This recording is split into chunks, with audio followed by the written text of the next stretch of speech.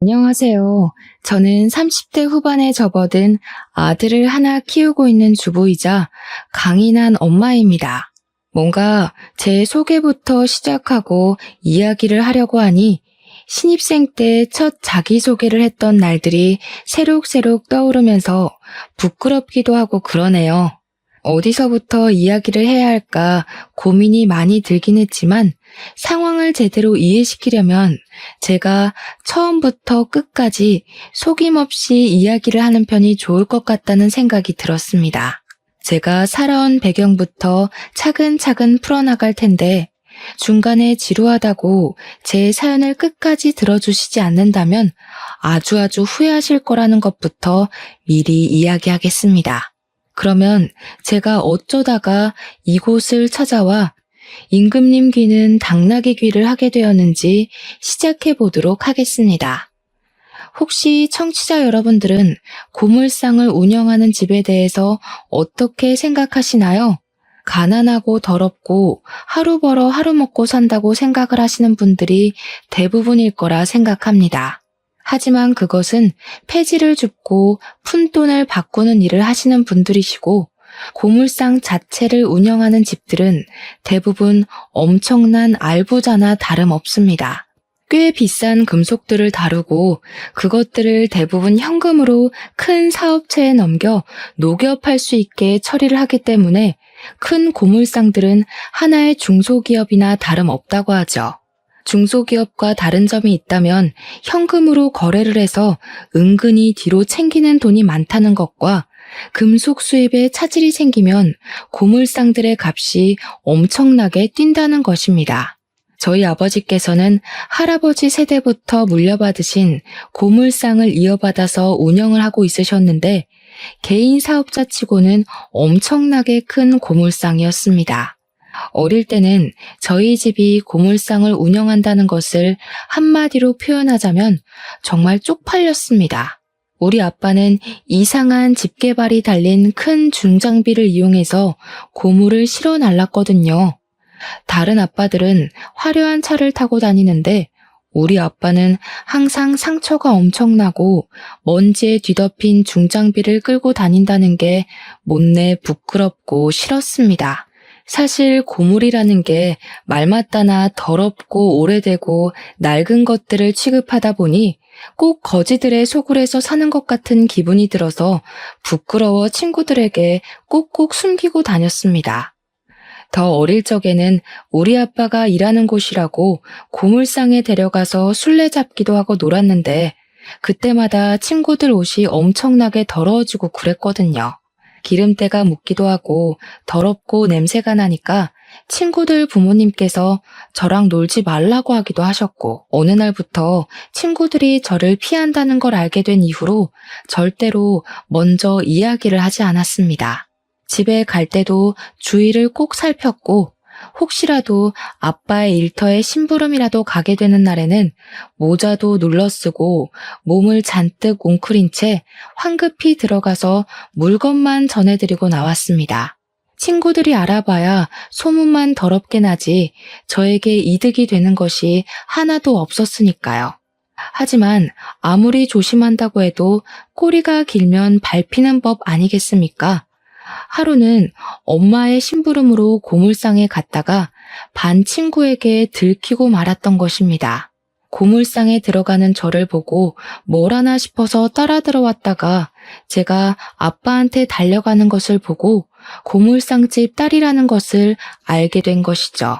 평소에 저를 시기 질투했던 친구였기 때문에 다음 날부터 학교에 제가 고물상집 딸이라고 엄청난 거지라고 소문을 내고 다녔습니다. 어린아이들 눈에 고물을 취급하는 건 폐지 줍는 할머니와 다름이 없었기 때문에 제 자존심을 상하게 하는 일도 어마어마했습니다. 조별로 숙제를 해야 해서 준비물을 사와야 할 때도 하루에 3,000원 버는 집이 무슨 돈이 있겠냐고 너는 준비물 사오지 마 하고 배척을 하기도 했고요. 제 주위를 지나갈 때마다 고물 냄새가 나는 것 같다면서 저를 놀리기도 했었습니다. 그 나이의 아이들이 뭘 알겠습니까? 자연스럽게 저는 학교에서 왕따가 되었습니다. 저라고 뭐 억울하지 않았던 것은 아니었기 때문에 우리 집 잘 산다고 돈 많다고 항변을 해보기도 했지만 고지식하게 박혀있는 틀이라는 게 참 무섭더라고요.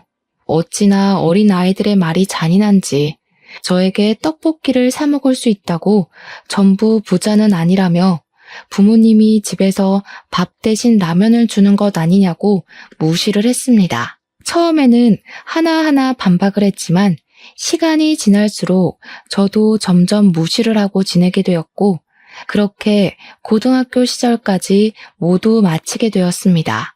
제가 대학을 가게 되고 본격적으로 돈이라는 개념과 사업체 운영에 대해 알게 되면서 우리 아빠가 엄청난 부자라는 걸 실감하게 되었습니다.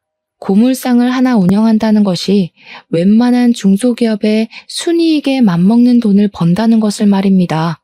우리 아빠 차가 어릴 땐 비싼 건지 몰랐는데 커서 보니까 남들이 부러워하는 외제차라는 것도 알았습니다. 제가 뭐 차에 관심이 없었으니 그냥 그런 국산 차인 줄 알았죠 뭐. 그래도 대부분 고물상이라고 하면 가난한 이미지가 있었기 때문에 저는 대학에 들어가고 나서도 고물상집 딸인 것을 비밀로 하고 살았습니다. 여기 계신 청취자분들도 제가 이렇게 설명하지 않았다면 대부분 하루에 몇천 원 벌어서 먹고 사는구나 하고 생각하셨을지도 모르죠. 아무튼 저는 대학을 졸업하고 제가 회사에 취직을 하게 되었는데 취업 소식을 집에 알리자마자 부모님께서 아주 단단히 삐지셨습니다. 당연히 고물상 사업장을 물려받아야지 무슨 월급 200만 원 꼴랑 주는 회사에 들어가서 사서 고생을 하냐고 말입니다. 하지만 저는 어렸을 때부터 고물상 일이 죽기보다 싫었고 절대로 그 사업장을 물려받을 생각이 없었기 때문에 죽어도 싫다고 거절을 했습니다. 물론 그때는 제가 돈이라는 게 부족했던 적이 없었기에 돈의 노예가 되기 전이라 더 뻗댔던 것도 한몫했었습니다. 제 의지와 상관없이 고물상을 물려받으라고 강요를 하는데 어떤 20대 중반의 여자가 좋다고 물려받겠습니까? 더군다나 저는 커리어우먼에 대한 환상까지 있었습니다. 그럭저럭한 대학을 졸업해서 취직을 했으니 사실 대기업은 가당치도 않은 소리였고 그저 뻔한 중소기업에 입사를 해서 열정페이의 노예가 되었습니다. 제가 회사에 취직을 하고 한참 적응을 하고 있던 어느 날 우연히도 구내 식당에서 너무나 멀끔한 남자를 보고 관심을 가지게 되었습니다. 생긴 것이 너무나도 멀끔하고 이 중소기업에 저런 외모를 가진 사람도 존재할 수 있구나라는 생각을 하게 한 천상의 미모였다고나 할까요? 처음에는 밥을 먹을 때만 마주쳐서 혼자 곁눈질로 쳐다보다가 그 남자가 회사 감사팀에서 일을 하고 있다는 사실을 알게 되었습니다. 근데 이상하게도 너무 과묵한 남자인 겁니다. 제가 감사팀에 서류를 제출할 게 꽤 많아서 자주 오고 가고 했는데 그때마다 일부러 살갑게 말을 붙이려고 노력을 했었거든요. 보통은 여자가 먼저 사근사근하게 말을 걸면 관심이 없어도 대답을 해주기 망정인데 말도 안 하고 뭘 물어봐도 예, 아니요로만 대답을 하더라고요. 저한테 관심이 없어도 너무 없다는 걸 누가 봐도 알 수 있을 정도로 티를 내니까 들이대기도 전부터 사기가 딱 꺾이는 듯한 그런 마음이 들었습니다. 하지만 사람이 난관에 부딪히면 옥이라는 게 생기는 법 아니겠습니까? 저희 짝사랑은 멈출 줄 모르고 자꾸만 커지기 시작했습니다.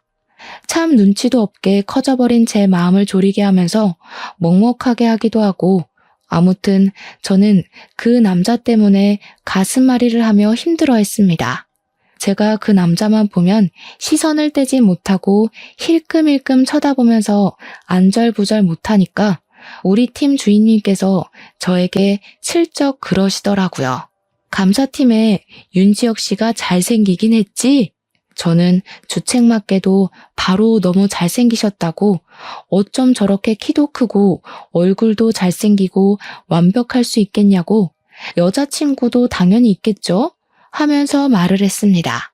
그러니까 주임님께서 피식 웃으시면서 아마 여자친구는 없을 거라고 단호하게 말씀을 하시더라고요. 너무 단호박처럼 말을 하셔서 뭔가 제가 모르는 게 있나 싶었죠. 그래서 은근슬쩍 그렇게 단호하게 말씀을 하시냐, 윤지혁 씨한테 뭐 있냐 하고 물어보니까 주임님이 저한테 윤지혁 씨랑 대화는 나눠봤냐고 하시더라고요. 생각해보니까 예 아니요 말고는 말을 들어본 적이 없어서 말해본 적 없다, 단답으로만 대꾸하시더라. 그 모습도 너무 철벽 치는 것 같고 안달이 난다고 했습니다. 이건 뭐 공공연한 비밀이긴 한데 윤지혁 씨가 말더듬이야. 말을 제대로 뱉질 못해. 그래서 감사팀에 입사한 게 너무 신기하다니까? 저는 진짜 입을 떡 벌리고 아무 말도 하지 못했습니다. 외모도 잘생겼고 키도 크고 배도 나오지 않고 물론 저보다 4살 연상이긴 했지만 정말 이 회사의 빛과 소금 같은 존재인데 말더듬이라는 소리를 들으니까 확 깨더라고요. 여자들이 관심을 가지고 달려들다가도 말더듬이라는 걸 알게 된 이후에 다들 나가 떨어진다고 했습니다. 저도 살짝 편견이라는 게 생기다 보니까 감사팀 일은 어떻게 하나 궁금했는데 말하는 것 빼고는 서류 정리가 거의 로봇에 가까운 완벽 수준이라고 하더라고요. 오차가 0.1%라도 있으면 다 잡아내는 걸로 유명하다고 하는데 능력까지 출중한데 말더듬이라는 게 너무나도 아쉬웠습니다. 저는 마음이 조금 식긴 했지만 내적 갈등이 생겼어요. 말더듬이면 뭐 어떠냐, 한번 만나라도 보고 싶다 하는 마음이요. 그러던 어느 날 제가 퇴근 후에 버스 정류장에서 버스를 기다리고 있는데 갑자기 예상치도 못한 폭우가 막 쏟아지는 겁니다. 오도 가도 못하고 버스 정류장에서 발만 동동 구르고 있는데 윤지혁 씨가 제 옆으로 오는 게 아니겠습니까? 저랑 업무적으로 자주 마주쳤으니 서로 이름 정도는 알고 있었고 제가 대화를 이어가고 싶어서 말을 몇 번 걸었던 적도 있었기에 저는 안녕하세요 하고 인사를 건넸습니다. 그러자 지혁 씨가 저를 빤히 보더니 입을 몇 번 달싹거리시더라고요. 혹시 우산 없어요? 하고 용기를 내서 말을 하시는데 진짜 말더듬이더라고요. 근데 뭐 제가 몰랐으면 놀란 티를 냈겠지만 이미 알고 있었던 사실이었기에 별로 놀란 기색을 나타내지 않았습니다. 그래서 그냥 평범한 일상 대화를 나누는 것처럼 우산이 없다, 오늘 예보에 비 소식이 없어서 따로 준비하지 않았다 하면서 대답을 했습니다. 제가 별 충격도 없이 편안하게 대꾸를 하니 지혁 씨도 내심 마음이 편해졌는지 저에게 또 이야기를 하시더라고요. 그럼 제 우산 쓰고 가실래요? 그럼 지혁 씨는요? 저는 비 맞아도 돼요. 그럼 안 되죠. 저는 튼튼해서 감기 잘 안 걸려요. 여기서 버스 타고 가면 돼요. 그러니까 지혁 씨가 저에게 택시를 타고 가는 건 어떠냐고 하시더라고요. 본인도 비 오는 걸 너무나도 싫어해서 택시를 타려고 하다가 저를 발견했다고 하더라고요. 택시 같이 타고 집 앞까지 내려줄 테니까 편하게 가라고 하는데 저도 회사 일에 지치기도 했고 나쁘지 않은 제안 같아서 고개를 끄덕였습니다.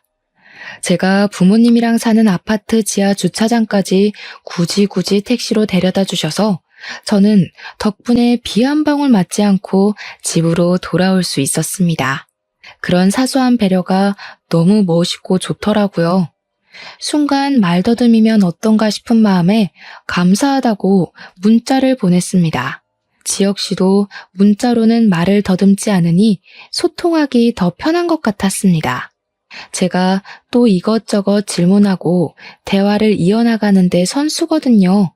상대방이 무조건 대답을 보낼 수밖에 없게 만드는 비법을 가지고 있는 사람이라 대화는 꼬리에 꼬리를 물게 되었습니다. 지혁 씨도 말이 아니라 문자로 대화를 하다 보니까 대답을 엄청나게 세심하게 보내주시더라고요.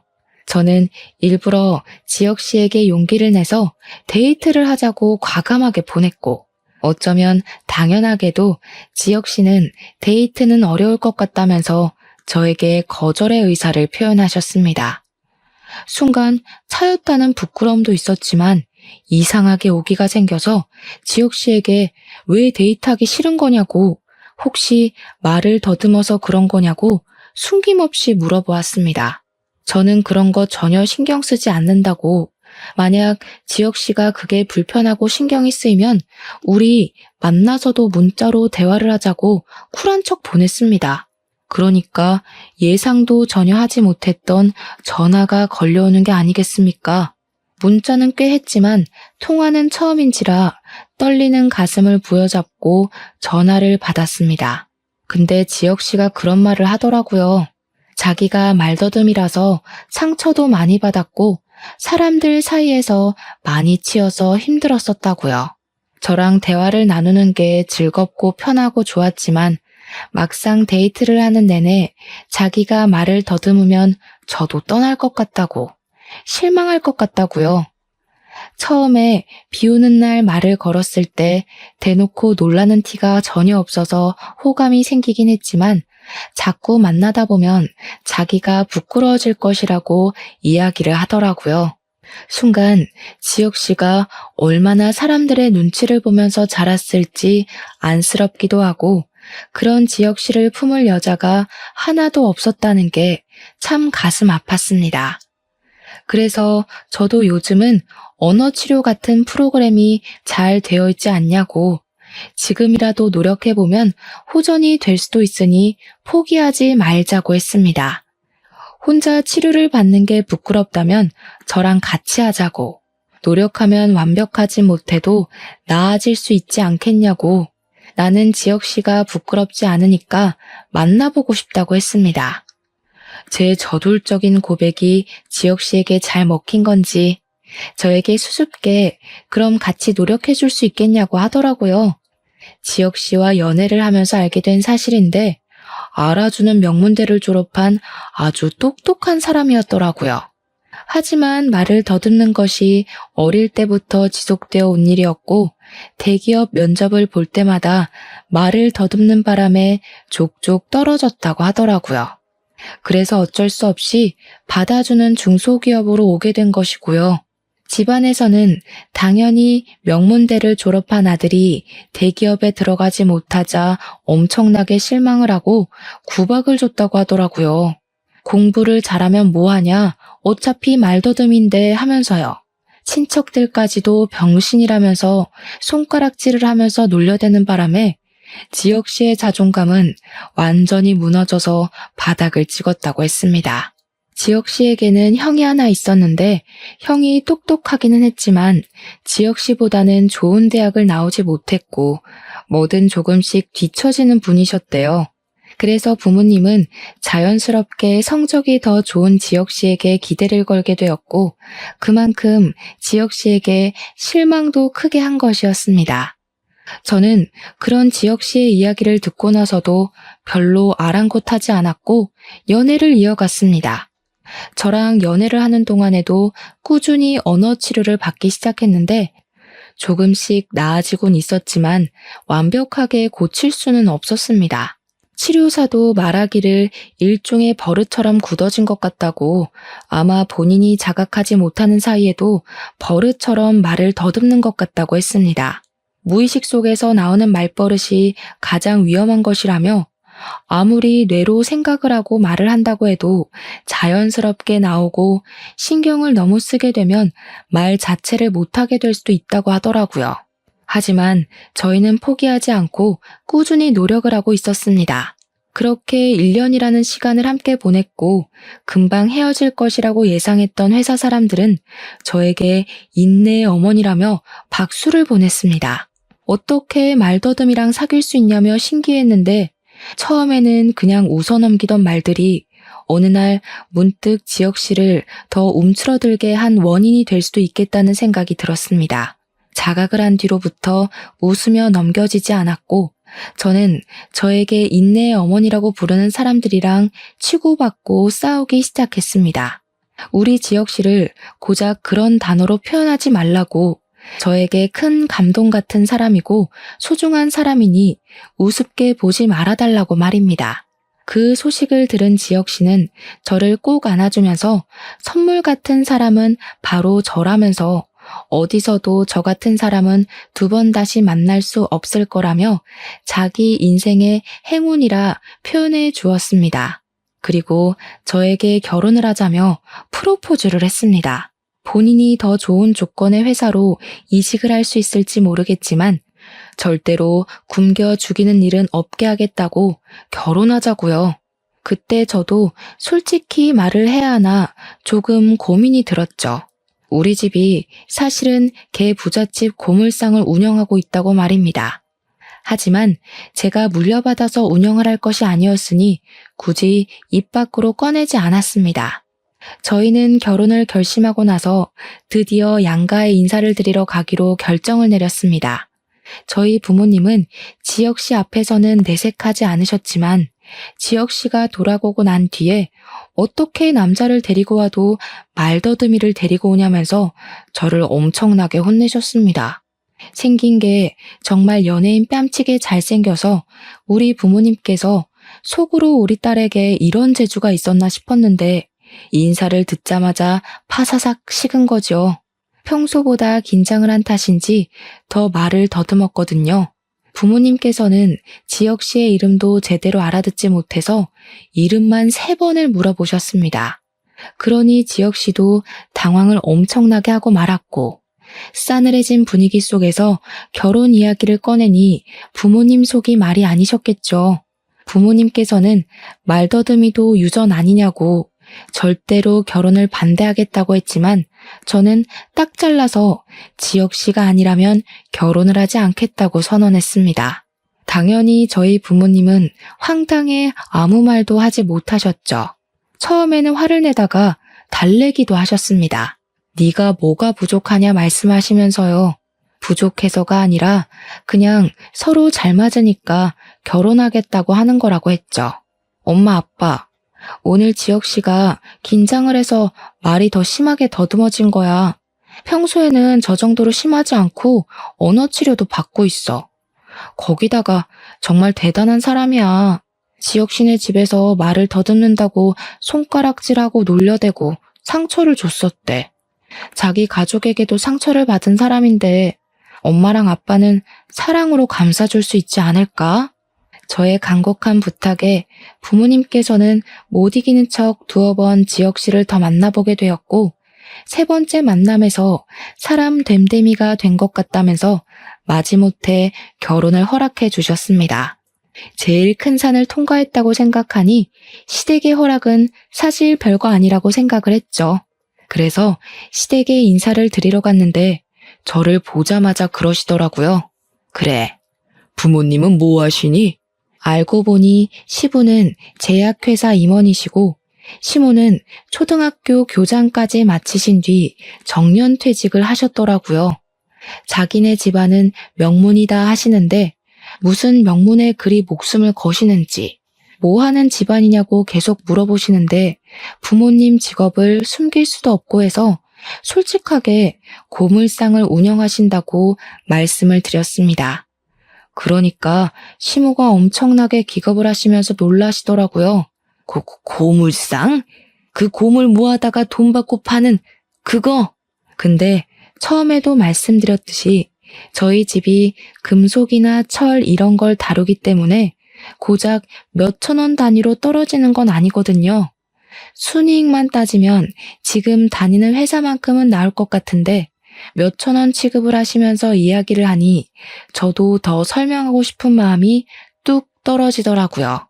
제가 아무 소리도 하지 않자 시모가 머리를 싸매시면서 드라마에서만 보던 괴팍한 시어머니의 두통 온다는 표정을 지으시더라고요. 내가 너 같은 비렁뱅이한테 장가 보내려고 우리 아들 서울대 보내고 내내 지원한 줄 아니? 비렁뱅이가 뭐야? 나는 말더듬인데. 제가 지혁 씨에게도 딱히 고물상을 운영한다, 우리 집이 잘 산다 이런 말을 한 적이 없었기 때문에 지혁 씨도 당황했을 법한데 서툰 말솜씨로 저를 변호해 주더라고요.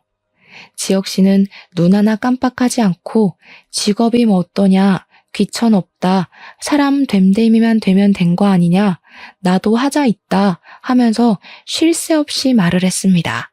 시부모님은 당황해서 너는 하시면서도 지혁 씨가 워낙 강경하니까 더 싫은 소리는 못 하시더라고요. 솔직히 말하면 제가 손해인 건 맞지 않나 싶어서 가만히 있는데 지혁 씨 형이라는 사람이 나와서는 빈정거리더라고요. 고물상하는 집안에 말더듬이 사이면 딱 어울리는 거 아니야? 근데 외적으로 보나 성격으로 보나 형제가 맞나 싶더라고요. 말도 너무 싹수 없게 하고 외모도 지혁 씨랑은 완전히 딴판이었습니다. 얼굴도 못생기고 피부도 곰보해 배도 불룩 나와서 임신 7개월이라고 해도 믿을 법 하더라고요. 오죽하면 제가 지혁 씨에게 저분은 누구냐고 물어봤겠어요. 아주버님도 지혁 씨와 어릴 때부터 외모 비교를 많이 당했는지 자격지심이 좀 있어 보였습니다. 우리가 좀 안 닮았지? 다들 형제인 거 몰라. 하긴 저런 말더듬이랑 무슨. 빈정빈정 거리는데 무슨 빈대떡인 줄. 보니까 대학도 지혁 씨보다 조금 낮은 대학을 나왔더라고요. 그것조차 자격지심으로 보였고요. 대기업 다닌다는 소리는 들었는데 자랑할 게 정말 그것뿐인지 내내 대기업 이야기만 하더라고요. 지혁 씨랑 1살 차이라고 들었는데 그냥 누가 봐도 아저씨 같은 사람이었습니다. 근데 집안에 장남이 아직 장가를 안 갔는데 손 아랫사람이 먼저 가도 되나? 아주버님, 여자친구분 있으세요? 그럼 저희가 기다릴게요.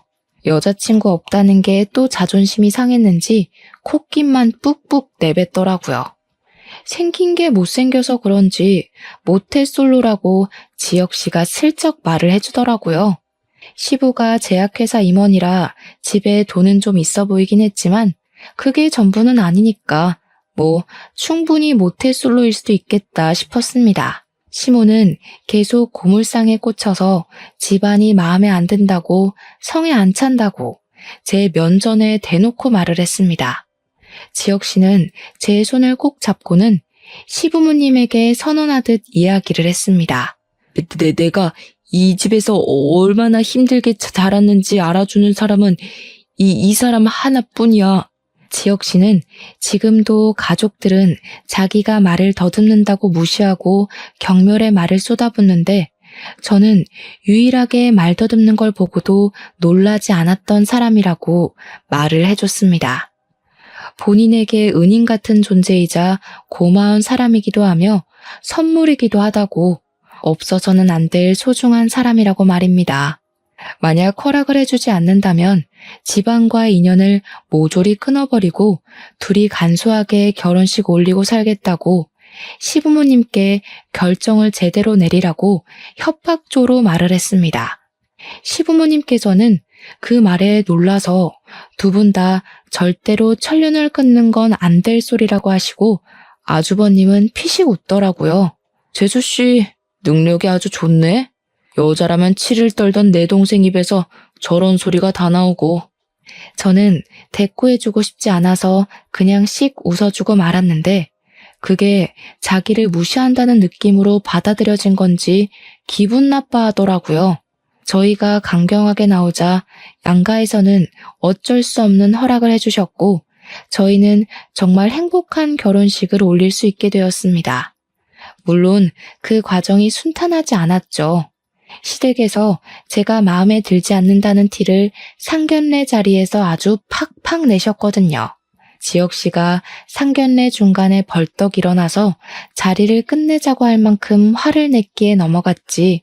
지혁 씨가 가만히 있었다면 저희 부모님이 아마 상을 엎으셨을지도 모르겠습니다. 시모가 계속 구시렁거렸는데 일부러 저 들으라는 식으로 말했거든요.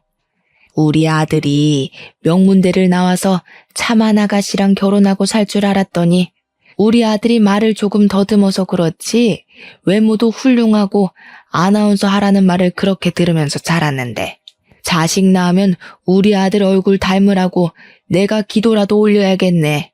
우리 아들은 잘생겼는데 며느리가 영. 우리 부모님께서 기분이 나빠 킁킁하시니까 지혁 씨가 나서서 이야기를 했습니다. 자기가 명문대를 나오긴 했지만 대기업에 들어가지도 못하는 말더듬이인데 사위로 받아주셔서 정말 감사하다고요. 아나운서를 꿈꾸었던 어린 시절도 있었지만 말을 더듬는 바람에 시도조차 하지 못했었다고. 결국에 회사에 들어가서 이렇게 좋은 여자를 만나게 됐다고 말입니다. 우리 와이프 얼굴 닮은 딸 하나만 있으면 소원이 없겠다고 저희 부모님한테 고개 숙여서 정말 감사하다고 인사를 하는데 그 말에 시댁 식구들은 완전히 똥 씹은 얼굴을 하더라고요. 당연히 사위 될 사람이 마누라 편에 찰싹 붙어 있으니 우리 부모님은 더할 나위 없이 얼굴이 활짝 피어오르셨고요. 상견례 끝나고 은근히 남자 잘 골랐다고 칭찬까지 해주셨습니다. 그 자리가 끝나고 저희 아버지께서 비싼 외제차를 타고 오셨는데 시댁에서 그 차를 보고는 고물상을 하신다더니 차를 무슨 빚까지 내서 사냐고 한 소리 하시더라고요. 억 단위가 넘어가는 차여서 당연히 빚을 내서 샀을 거라고 생각하는 시댁이 우물한 개구리처럼 보였지만 대꾸는 하지 않았습니다. 저희는 결혼식 이후에 회사에서 저금리 대출이 지원되어 신혼집도 전세자금 대출을 통해 얻었습니다. 아버지께서는 우리 딸이 대출금 갚으라 고생하는 거 보기 싫다고 집을 하나 사주시겠다고 하셨지만 재산세며 상속세며 생각을 해보니 그냥 전세를 얻는 게 이득이겠더라고요. 대신 아버지께서 돈이 필요할 때 간간히 대출금을 대신 갚아주시곤 하셨죠. 물론 저금리라서 이자율이 나쁘지 않긴 했습니다. 거기다가 명문 집안 운운하던 시댁에서 저희 신혼집에 아무것도 해주지 않으셨기 때문에 저도 굳이 저희 집에 뭘 해달라고 바라지 않았습니다. 혼수만큼은 절대로 본인이 하시겠다고 박박 우기시는 엄마 때문에 어쩔 수 없이 혼수는 최고급으로 드리긴 했습니다. 가전제품은 비싼 거 사야 오래 쓴다고 하셔서 추천받은 상품들로 드렸는데 확실히 예쁘기도 하고 성능도 좋더라고요. 그렇게 저희의 신혼생활은 달달하게 흘러갔고 결혼을 한 지도 어느덧 2년이라는 세월이 흐르게 되었습니다. 저희 부부에게 아무런 문제는 없었지만 딱 하나 신경 쓰이는 게 있었다면 그건 바로 아이가 들어서지 않는다는 것이었습니다. 피임을 전혀 하지 않음에도 불구하고 아이가 들어서지 않아 산부인과에 가봤는데요. 제가 다낭성 난소 증후군이 있어 난임이라는 판정을 받게 되었습니다. 소파 수술을 하고 깨끗하게 긁어내야 임신 확률도 올라간다 해서 저는 아이를 가지고 싶은 마음에 시술도 받고 시험관까지도 생각을 하게 되었습니다.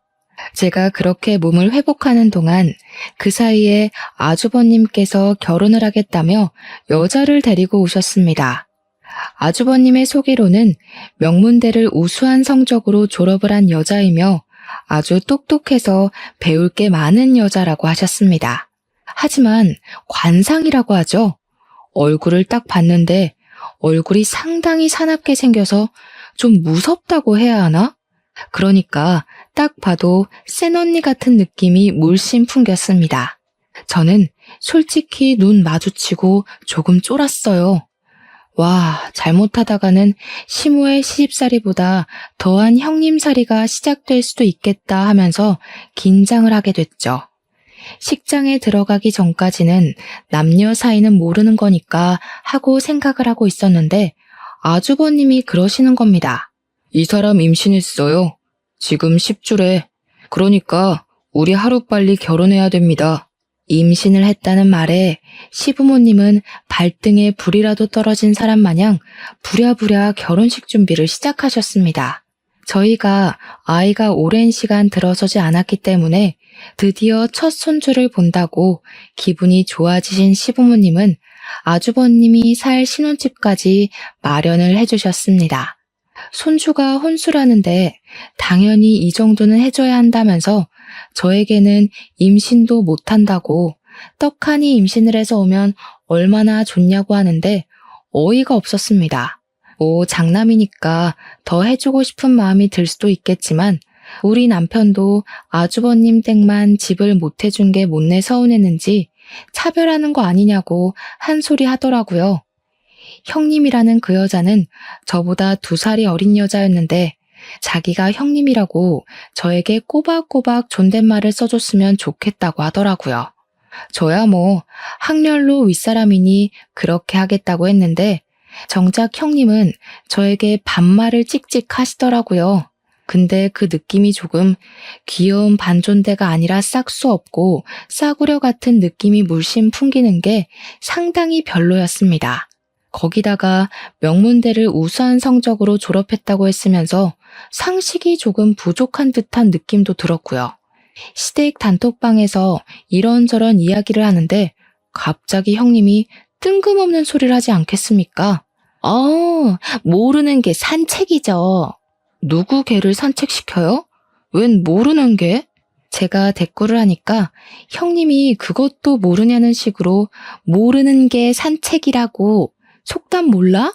하는데 진짜 뒤통수를 누가 세게 내려친 것 같았습니다.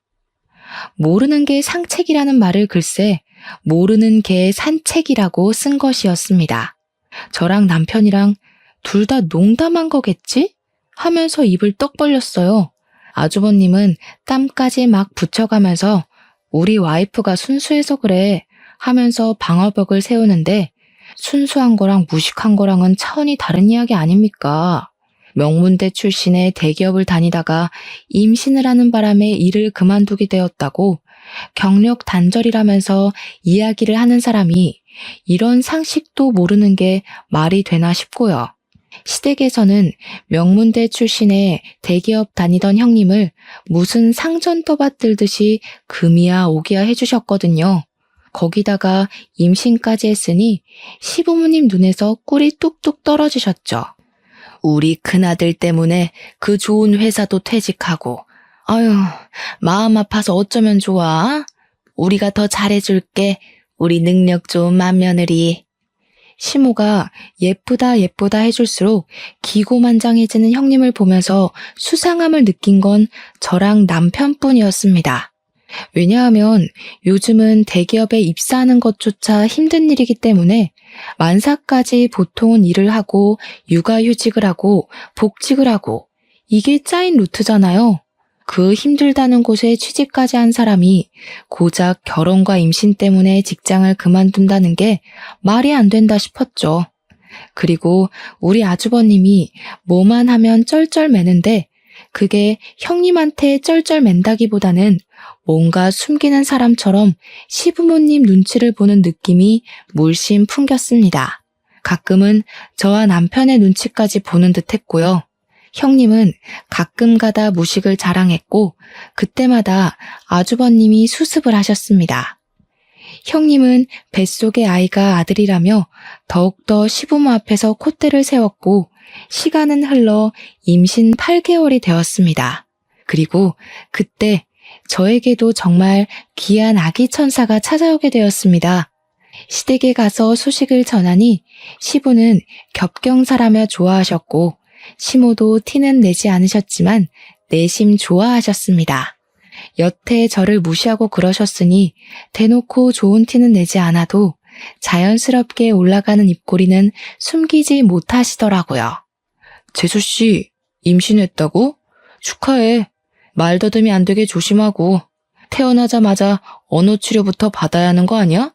아주버님이 눈치 없이 말을 뱉었고 그날 남편이 완전히 눈이 돌아서 아주버님에게 쌍욕을 하면서 화를 냈습니다. 저희 남편이 언어 치료를 꾸준히 다니면서 말이 많이 좋아졌는데 또박또박 이야기를 하니 시부모님도 무척 놀란 얼굴이시더라고요. 그 이후에도 형님은 계속 단톡방에서 사소한 말실수를 하셨습니다. 어머님, 제가 우리 아들 낳으면 저한테 일해라 절해라 하지 마세요. 육아는 제가 알아서 할게요. 무난하게 키울 테니까 참견하시면 곤란해요. 어머님, 감기 걸리셨다면서요? 임산부라 가까이 가지 못하겠네요. 빨리 낳으세요. 어머님, 그이가 저 가방 사준다더니 입 싹 씻는 거 있죠? 마마 일은 중천공인데. 그때마다 저와 남편의 얼굴이 다 화끈거렸습니다. 아무래도 명문대를 졸업했다는 것이 거짓말 같았죠. 시모에게 예쁨을 받고 싶어서 아주버님이랑 작당 모의를 한 것 같다고 의심을 하고 있었는데 시모도 의심을 하고 있었더라고요. 그러던 어느 날 사건이 터졌습니다. 저랑 남편이 언어 치료를 끝내고 병원 앞에서 데이트를 하고 있다가 카페에 들렀는데 그 카페에 형님이 들어오는 게 아니겠습니까? 남편과 제가 알아보고 인사를 할까 말까 고민을 하는데 저희 대각선 뒤쪽 테이블에 떡하니 앉더라고요. 근데 그 테이블에는 노란색으로 머리를 염색하고 입술을 빨갛게 칠한 어떤 여자가 앉아 있었거든요. 명문대 출신인 형님과는 거리가 멀게 생긴 여자였는데 둘이 무척이나 친한지 앉자마자 시끄럽게 이야기를 나누더라고요. 듣고 싶지 않아도 대화 내용이 다 들렸습니다. 야, 나 진짜 명문대에 대기업 다닌 척하느라 죽겠어. 남자들 꼬셨을 때처럼 연기 잘 좀 해봐. 너 그런 연기 엄청 잘하지 않았어? 그래도 봉 하나 제대로 잡았으니까 얼마나 다행이야. 그쪽 집안에 돈이 많아서 집도 해주고 그랬다며. 이제 너 술집에서 일할 일도 더 이상 없겠네. 나는 언제 때려치우냐? 너도 나처럼 물주 하나 잡어. 근데 얼굴이 너무 못생겨서 토할 것 같아. 뽀뽀도 하기 싫다니까. 뽀뽀도 하기 싫다면서 임신은 어떻게 했대? 뭐 눈 꼭 감고 딴 생각하고. 말도 하기 싫다. 근데 사실 이 아이 아빠가 누군지 몰라. 비슷한 시기에 이 남자 저 남자 다 만났잖아. 그러다가 호구 하나 잡은 거지. 남편도 다 알고 있으면서 속아주는 걸지도 모르겠고. 그러니까 자기네 집에도 명문대니 대기업이니 하면서 속이는 거 아니겠어? 저랑 남편은 이야기를 듣다가 먹던 커피를 다 뱉어낼 뻔했습니다. 제가 너무 놀라서 대각선 뒤쪽 테이블에 다가갔습니다. 형님, 그거 다 진짜예요? 그러니까 형님이 귀신이라도 본 듯 악소리를 내는데 카페에 있던 사람들이 죄다 쳐다보더라고요. 술집 여자였다고? 뱃속의 애가 누구 애인지도 몰라?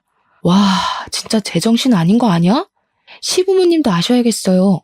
그 말을 끝으로 제가 가방을 챙겨서 남편이랑 같이 카페 밖을 나가려고 하니 형님이 놀라서 저를 따라 나오면서 오해가 있다고 난리를 치더라고요. 동서동서 하는데 2살이나 어린 게 반말하는 것도 열받고 해서 저도 소리를 버럭 질렀습니다. 동서는 무슨 얼어 죽을 동서.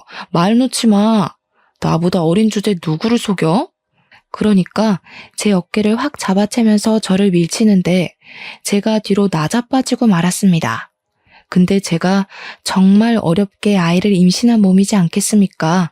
남편이 열이 받아서 바로 형님의 뺨을 친 것입니다. 그랬더니 주변에서 놀래서 경찰에 신고를 했고 남편은 피의자 신분으로 경찰서에 가서 조사를 받게 되었습니다. 저는 너무 놀라서 시부모님과 아주버님께 호출을 했고 경찰에게도 상황을 모조리 다 빠짐없이 설명을 했습니다. 뒤늦게 찾아온 아주버님과 시부모님이 지금 큰며느리 뺨을 때린 거냐면서 남편을 질책하려고 하는데 제가 나서서 설명을 했죠.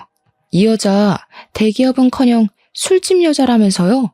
뱃속의 애가 누구인지도 모른다는데 아주버님 알고 계셨어요? 뭐가 어쩌고 어째? 그게 진짜야? 그러니 아주버님이 사색이 되어서 아니 그게 하면서 말꼬리를 흘리더라고요. 아주버님도 정말 알고 계셨었나 봐요. 시부가 화가 났는지 아주버님의 뺨을 때리고 시모는 뱃속의 애가 네 집인지 모른다고 하면서 형님의 뺨을 때리셨습니다. 남편이 그 틈을 타서 이 여자가 우리 마누라 밀어서 애 떨어질 뻔했다고 소리를 치니까 시모가 야! 고함을 지르면서 형님의 머리채를 잡더라고요. 우리 집 귀한 손주를 네가 감히? 경찰서에서 벌어진 일이니 당연히 경찰들이 와서 뜯어말리고 개판이 났죠. 아주버님께 시부모님이 당장 이혼하지 않을 거면 너도 맨몸으로 집 나가라고 엄포를 놓은 덕에 아주버님은 이혼하겠다고 아주 쭈구리처럼 말을 했습니다. 이혼 못한다고 박박 우기던 형님은 출산하자마자 바로 친자 검사를 실행했고 아주버님의 친자가 아닌 것으로 판명이 나는 바람에 한바탕 소란이 또 일어났습니다. 당연히 양육비는 주지 못한다고 못을 박았고 형님도 맨몸으로 쫓겨나게 되었습니다. 잘못했다고 비는 그 여자에게 대놓고 사기 결혼으로 소송까지 걸고 위자료를 뱉으라고 민사까지 걸어버렸습니다. 그 이후로 사건이 진행되는 동안 저는 무사히 아들을 출산했고요. 시모는 그 뒤로 제 눈치를 보면서 손주 얼굴 구경조차 못할까봐 저에게 설설 기고 있습니다. 저한테 진심으로 미안하다고 사과까지 하시더라니까요. 저는 개념 없는 아주버님 부부 덕분에 극진한 대접까지 받으면서 시부모님께 귀한 거 얻어먹으면서 잘 지내고 있고요. 남편이랑도 변함없는 애정을 쌓으며 행복하게 지내고 있답니다. 여러분들도 저만큼 행복한 나날이 가득하시길 바라면서 제가 앞으로 아들을 잘 키워낼 수 있도록 응원 부탁드립니다. 감사합니다.